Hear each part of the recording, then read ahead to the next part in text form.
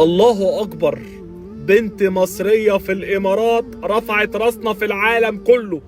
أيوة يا جماعة، اسمها جنى إيهاب، فازت بأفضل قارئة قرآن في العالم، واتكرمت من سمو الشيخ محمد بن راشد مش ب10,000 درهم ولا ب20,000 ولا ب100,000 ولا برحلة عمرة، اتكافئت ب1,000,000 دولار. والمركز الثاني طفل برضه اسمه عمر، بس أنا مش عايز أقول عليه طفل، اصل اللي يحفظ القرآن كله ويكون صوته حلو فيه ويعرف يجود ويقول الحاجات دي كلها، ده مش طفل، ده معجزة، ده شاب.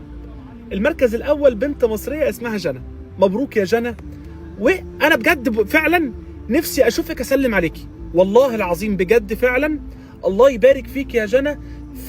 فعلا شرفتينا في الامارات، شرفتينا لما يكون الاولى على العالم في قراءة القرآن بنت مصرية. يا سلام، هي دي المصريين اللي بتشرف في الغربة، هي دي بجد والله العظيم رفعت راسنا. ايه الجمال ده؟